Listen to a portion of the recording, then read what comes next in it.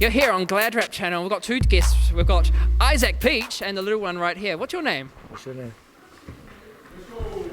The unicorn. She's wearing a unicorn jacket. I'm jealous. I've always wanted a unicorn jacket. So, so you're obviously busy. You've got training coming up for Mea with multiple fights with Mea. You've got Jerome's fight. You've got Aaron's fight. What keeps you grounded with everything going on?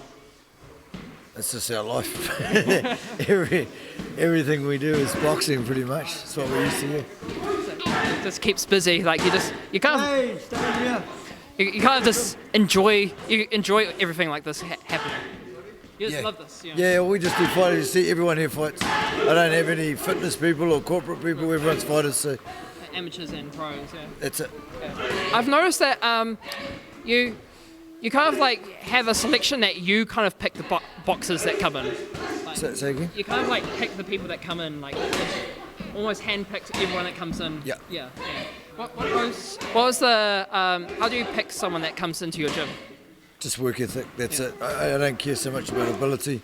I got heaps that come and go, like they don't last because they don't have work ethic. Yeah. A lot of talented kids don't last because they want an easy road. Yeah. If they work hard, man, you can do anything. So.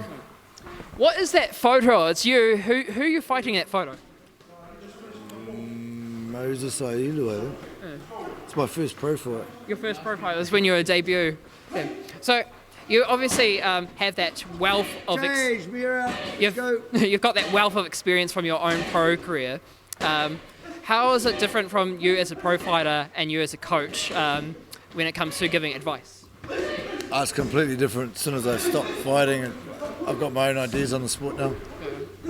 Your own opinion, a different shape of life in a way? Yeah, you take a little bit of your own ring experience, but most of it is new, fresh ideas.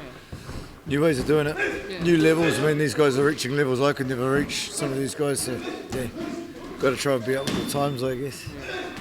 So, I just found out something quite interesting. I have to bring this up because you just told me about it, that you have... Up a little bit, Eden. You've got two gay brothers. Yes, I do. So that makes him a very friendly person, very friendly, very gay friendly. That's not Boaz. So there you go, it's not Boaz. What a way to come out of the closet just that way. Change. So let's go. I want to talk about David Light because there's obviously some things that are happening behind the scenes to try to get him the big fights now. What's going on there? He's just had a slight injury, but he's on the comeback now, and we're looking at a world title or one more fight for a world title. Okay. But it's very complicated at the top, so yeah. Is there any potential Jai Opetaia, because that's what people keep on asking for? Jai don't want to fight. Dean Lonergan stated he will not fight David Light because we didn't sign with him. So they're pussies. Hey Dean, you're just scared, you won't do it, the people want it, but him and Matt Rose have a problem, so they're going to take it out on the fighters. So. Now, you've been on my back a couple of times about Troy Garton versus Mea Motu. You want to talk about that? Nah, waste of time. Apparently she's going back to amateur now, so can't be bothered. I wanted her to fight Aaron on debut too. Nah, waste of time. We're not interested anyway. Okay. That's sailed. Mea's beyond that. Time to move on to next step. So, hey, stay in Sydney. Now Andre has had that big fight in, where was it? In Sydney, wasn't it? And that big fight against Alex Hannon. We've moved past that big grudge fight between these two, which I've actually taken credit for the grudge because it was us at GladrapChannel for causing a little bit of a shit stirring per se. Yeah. You can thank me for that. What's next for Andre? I think we'll be fighting in September, end of September, and I don't know exactly who or that yet. We'll know in the next week or so. Will that be in Australia? We'll be in Australia. Yeah. I don't know. I honestly don't know. I'll tell you if I do. But it'll be someone good. Is he going to be focusing in the super welter or the middleweight? We want to fight at middleweight. But if the right money fights at super welterweight, we can make it. But it's bloody hard to make it. There's only really one fighter in New Zealand left that that would be worth the fight for Andre to fight in New Zealand, and that's against Bowen Morgan. Would you be interested in that fight at all? We asked for the fight. They don't want the fight.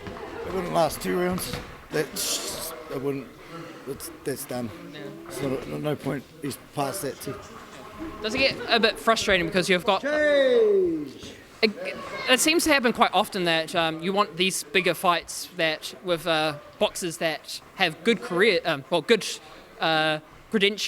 but they just don't want that fight. Does it get frustrated for you as a manager? Yeah. Other fighters won't fight. Yeah. My fighters will fight anyone. They have to, or they're at the gym. But other fighters not fighting. Yeah, but I understand it too, because some stuff doesn't make financial sense for them. There's heaps of reasons, but we try and have the motto, we'll fight anyone. Sometimes, I mean, people think I'm stupid for that, because it probably doesn't make financial sense a lot of time, but I'm not here to handpick opponents, and if the guys aren't good enough, they're not going to win, so... I mean, when David Light fought Mark Flanagan, a lot of people thought that that fight was too early, and David completely not surprised everyone, but showed how good he was. Yeah, life's about risks, man, and fights like that are a risk and are scary, but that really paid off. Yeah. But it's a risk, and if you don't take risks, you might as well be dead, man. In my eyes, I think life's about risk, and you take calculated risks. I won't put my guys in a fight. I don't think they have a chance of winning, but I don't care if they've only got a little chance. There's still a chance, yes. All right, so last couple of questions. What is your plans for Jess and Jerome? Obviously, Jerome's got the fight soon, but what's the plan for Jerome after this current event that's happening? I've got a fight night September the 17th that Mea's fighting on. That's against the Australian girl, so Jerome will fight on that. Yep. Hopefully against an Australian too. I've got to work out all that stuff and COVID and money and shit, but that'd be great if we're going to have those two on Sky together. Yeah, that's where we are with that. Yeah, let's keep busy. And how about Jess will be fighting on that show as well, or? Yeah, hopefully, yeah. Yeah, he should be. Yeah. Sweet. Well, thank you very much. Thank you for all the work that you've done with the community and with your community and boxing in New Zealand, because you've kind of brought up the elitism in boxing in New Zealand. Oh yeah, there's a lot of elite fighters that aren't in this gym. New Zealand's got great fighters, and I think the sport's on the rise, and there's a lot of people doing good stuff. So hopefully we can all come together and fight, man. That's sometimes what holds it back, is people don't want to take risks. And I know all us coaches are proud and kind of all say, "Oh, we'll fight this. Let's just fight." Anyone rings up and asks if they want to fight one of my fighters, I'll fight them. Yeah. There's Isaac Peach, one of the best trainers in New Zealand.